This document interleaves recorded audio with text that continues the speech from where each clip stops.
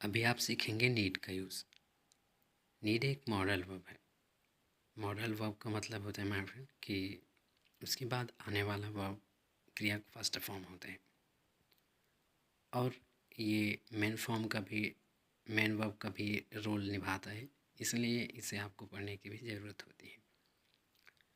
तो यहाँ पर ये मॉडल वर्ब है। इसके बाद आप देखेंगे कि इसके बाद आने वाला वर्ब होगी, क्रिया होगी, क्रिया का फर्स्ट फॉर्म होगा।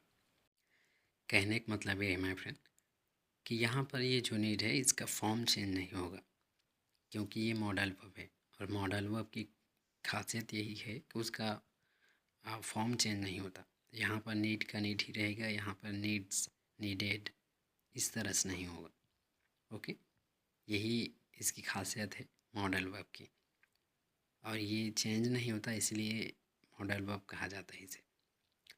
और ये मेन वर्ब का भी काम करता है। मेन वर्ब का मतलब है कि ये नीड्स हो सकता है, नीडेड हो सकता है, इस तरह से उसका फॉर्म चेंज हो सकता है। कब? जब ये मेन वर्ब का मुख्य क्रिया का रोल निभाएगा।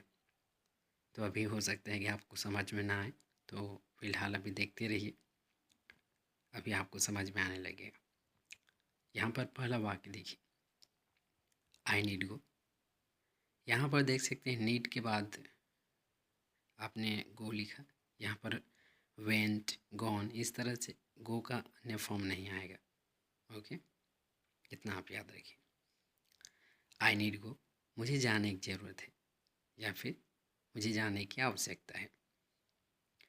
सेकंड देखिए, सी नीड हेल्प, उसे मदद की ज़रूरत है। सी किसके लिए इस्तेमाल होता है? किसी लड़की के लिए, फीमेल के लिए।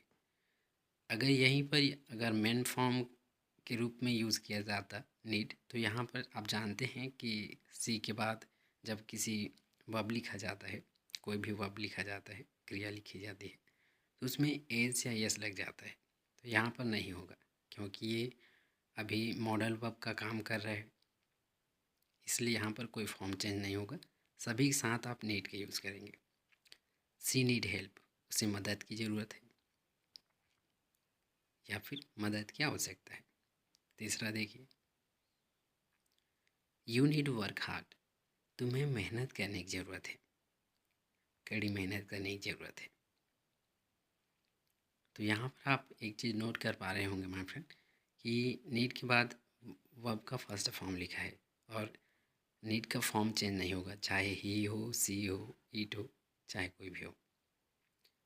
चौथा देखिए, मोहन नीड स्टडी, मोहन को अध्ययन करने की ज़रूरत है, मोहन को पढ़ने की ज़रूरत है।